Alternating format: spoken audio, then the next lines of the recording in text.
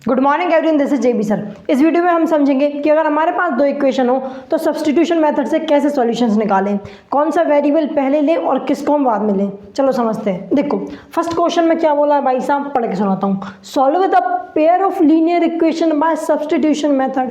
मतलब मुझे कुछ पेयर ऑफ लीनियर इक्वेशन दिए गए, मतलब दो इक्वेशन दी गई है, पेयर दिया गया है, उनका सॉल्यूशन निकालना है, वो भी सब्स्टिट्यूशन मेथड से निकालना है, सॉल्व करना है। ठीक है, कैसे करते हैं देखो। सब्स्टिट्यूशन क्या मेथड होती है डीपली मैंने समझाया है इंट्रोडक्शन वीडियो में, लिंक डिस्क्रिप्शन में दे दी है, जाओ देखो, आओ फटाफट से इसको सॉल्व करते हैं। हमें क्या करना होता है सब्स्टिट्यूशन मेथड में, कोई भी एक इक्वेशन उठानी पड़ती है, उसमें से किसी एक वेरिएबल की वैल्यू को हम निकालते हैं। मान लो मैंने पहली इक्वेशन उठाई, पहली इक्वेशन क्या है, x प्लस वाई बराबर 14। अब यहाँ से क्या करता हूँ मैं, x या y किसी भी एक वेरिएबल की वैल्यू उठा लो। मान लेते हैं मैं x की वैल्यू निकाल लेता हूँ, तो x की वैल्यू निकालने का मतलब क्या, x को इक्वल्स टू के एक साइड कर देंगे और जो भी चीज़ें हैं बाकी की वो उसको इक्वल्स टू के दूसरी साइड कर देंगे।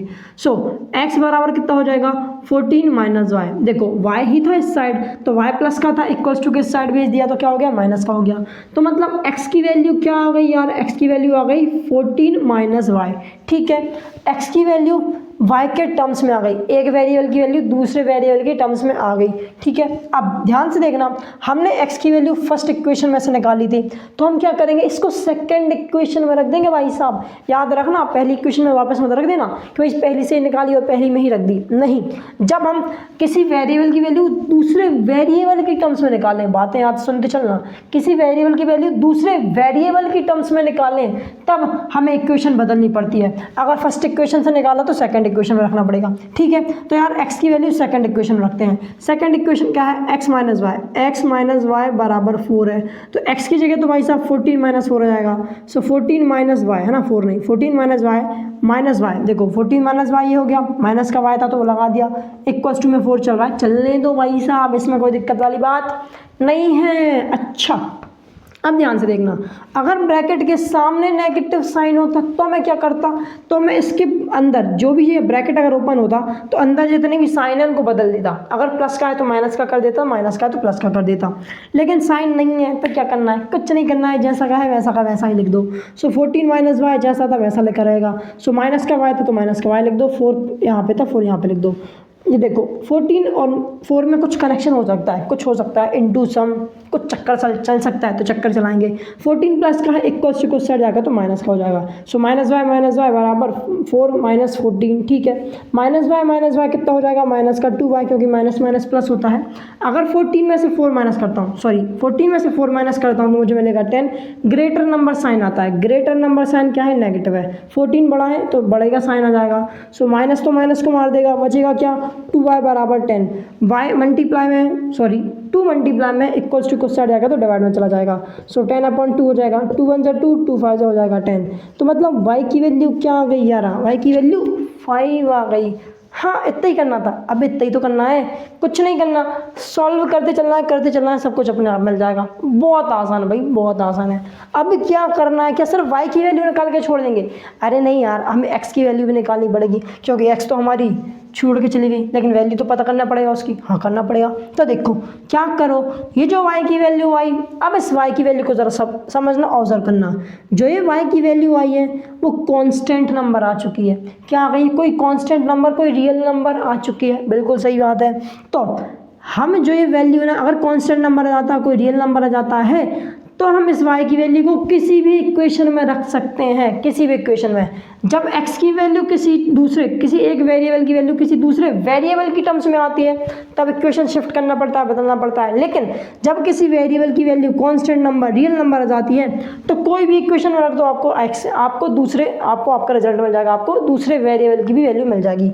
मान लो y की वैल्यू मैं रखता हूँ फर्स्ट ही इक्वेशन में। So put the value of y in equation first, क्या चीज़ है यार, इन इक्वेशन फर्स्ट। तो y की वैल्यू रखते हैं फर्स्ट इक्वेशन में। सो भाई साहब x प्लस 5 बराबर 14, प्लस का है इक्वल्स टू कुछ साइड आएगा तो माइनस का हो जाएगा। सो x बराबर 14 माइनस 5 कर देंगे। सो x की वैल्यू कितनी हो जाएगी यार, x की वैल्यू हो जाएगी 14 में से 5 को माइनस करोगे तो मिलेगा आपको 9। अच्छा तो मतलब x बराबर 9 और y बराबर 5 इन इक्वेशन के सॉल्यूशंस होंगे। क्या होंगे? सॉल्यूशंस। क्या मेरी बात क्लियर है? ठीक है, इसी तरीके से सॉल्व करना होता है, बाकी कुछ नहीं करना होता।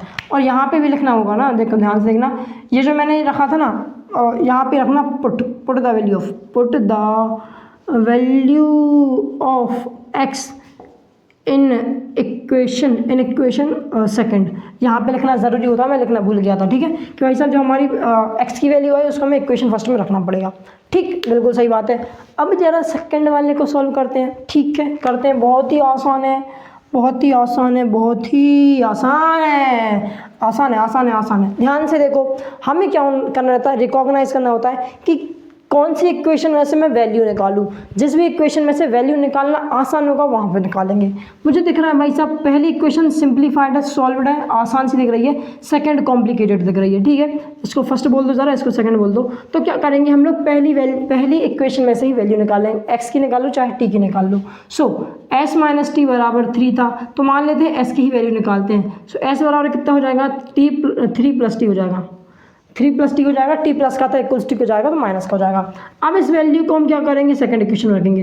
Put the value of S in equation second. अगर फर्स्ट में से निकाला तो सेकंड में रख दोगे। किस में रख दोगे यार? सेकंड में रख दोगे। तो फटाफट से करते हैं, फटाफट से। अब थोड़ी स्पीड बढ़ाऊंगा। एस की जगह रखेंगे 3 प्लस टी। सो 3 प्लस टी अपॉन 3 था, रख दो, प्लस टी अपॉन 2 बराबर 6। और हम ये क्यों करते हैं? जैसे ही हम ये वैल्यू रखते हैं तो हम ऑब्जर्व करते हैं, ये जो इक्वेशन बनती है, नई इक्वेशन बनती है, वो एक वेरिएबल में बन जाती है। किस में बन जाती है? एक वेरिएबल में बन जाती है। फिर एक वेरिएबल की वैल्यू निकालना बहुत आसान होता है, इसलिए हम लोग इसको ऐसे सब्सटीट्यूट कर देते हैं। अब ध्यान से देखो, अगर इन दोनों को प्लस करना होगा तो क्या करना पड़ेगा? एलसीएम करना पड़ेगा। 3 और 2 का एलसीएम लोगे तो 6 आएगा। ये तो कॉमन सी बात है, नहीं आता तो करके बता देता हूँ। 2 और 3 है, सो 2 से करोगे 1 टाइम में, 3 वैसे के वैसे आ गया। 3 से करोगे 1 टाइम में, 1 टाइम में। 2 इंटू 3 कितना हो जाता है? 6। मतलब 6 क्या हो गया? एलसीएम। एलसीएम। अच्छा ठीक है, अब क्या करो? 3 plus T and plus T यहाँ पे लिख दो। 3 प्लस टी यहाँ पे लिख दो। ठीक है, हो गया। अब एक घोचुओ, सोचो ज़रा भाई साहब क्या करना होता है। अगर हमने एलसीएम लिया है, तो हमें डिनोमिनेटर को एलसीएम के बराबर करना होता है। डायरेक्ट नहीं लिख सकते हैं, क्या करना होता है? बराबर करना होता है। सोचो, अगर मुझे 3 को 6 के बराबर करना है तो 3 में ऐसा क्या मल्टीप्लाई कर दूँ कि 6 हो जाए? अरे हाँ ना बोल यार। अगर मैं सोचूं, दिमाग लगाऊं, दिमाग के घोड़े दौड़ाऊं बहुत बहुत तेज, तो अगर मैं 3 में 2 का मल्टीप्लाई कर देता हूं तो 3 मेरा 6 बन जाएगा। मतलब डिनोमिनेटर 6 बन जाएगा। हाँ जी, बिल्कुल बन जाएगा। और जो चीज़ आपने नीचे मल्टीप्लाई करी उसको ही ऊपर भी मल्टीप्लाई करना होता है। सो 2 इंटू कितना करेंगे हम लोग? 3 प्लस टी। तो 3 में 2 का मल्टीप्लाई करोगे 6 हो जाएगा। टी में 2 का मल्टीप्लाई करोगे तो क्या हो जाएगा? 2t हो जाएगा। बिल्कुल सही बात है। ठीक, अब इसको हटाते हैं। हाँ जी, हटाते हैं। 2 में ऐसा क्या मल्टीप्लाई करूँगी? 6 आ जाए। अगर 2 में 3 मल्टीप्लाई करूँगा तो 6 आ जाएगा। जो नीचे मल्टीप्लाई किया वही ऊपर मल्टीप्लाई कर दो। प्लस का साइन था, प्लस का साइन लगा दिया। 3 इंटू टी होता है 3t, बराबर में 6 चल रहा है, चलने दो। हाँ जी, बिल्कुल आसान हो गया। अब फटाफट से सॉल्व करते हैं। क्या करो? देखो 6 डिवाइड में है, इक्वल्स टू किससे आ जाएगा? तो मल्टीप्लाई में हो जाएगा। किस में हो जाएगा यार?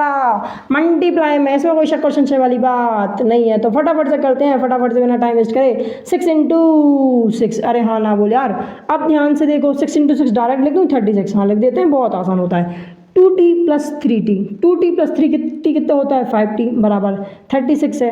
प्लस का 6 था, इक्वल्स टू कुछ जाएगा तो माइनस का हो जाएगा। हाँ जी, हो जाएगा। सो 5t बराबर कितना हो जाएगा? 36 माइनस 6 करोगे तो 30 आ जाएगा। अरे सुनो, यस सर, इसमें कोई आसान सी ही बात थी क्या? यहाँ तक कुछ समझ नहीं आ रहा है तुम्हें? सब कुछ आ रहा है ना? चलो अब देखो, 5 मल्टीप्लाई में इक्वल्स टू की जाएगा, डिवाइड हो जाएगा। सो 5 1 जा 5, 5 6 जा कितना होता है? 30। सो t बराबर की वैल्यू कितनी आ जाएगी यार? 6 आ जाएगी। वो डिवाइड में ज़्यादा मैंने एक स्टेप स्किप कर सकते हैं। तो टी की वैल्यू तो मुझे मिल गई। क्या मिल गई?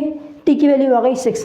अब इस टी की वैल्यू को भाई साहब पहली इक्वेशन में रख दो, हमारा सॉल्यूशन हो जाएगा, हो जाएगा, हो जाएगा। सो हम लिखेंगे put the value of T in equation first. अरे हाँ ना बोल यार, इक्वेशन फर्स्ट में जैसे ही मैं टी की वैल्यू रखूंगा, सो एस टी बराबर 6 बराबर 3 एस माइनस 6 बराबर 3। सो एस बराबर कितना हो जाएगा? 3 प्लस 6। सो एस बराबर कितना हो जाएगा? 9। मतलब मैं बोल सकता हूँ कि भाई साहब एस बराबर 9 एंड टी बराबर 6। Are the solution of given pair of linear equation. अरे यस और नो? Yes sir. स्क्रीनशॉट लो, खिचक।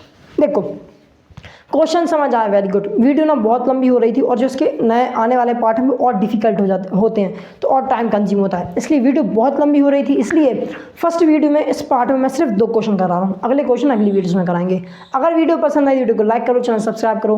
मिलते हैं नेक्स्ट वीडियो में, तब तक के लिए bye bye, have a good day.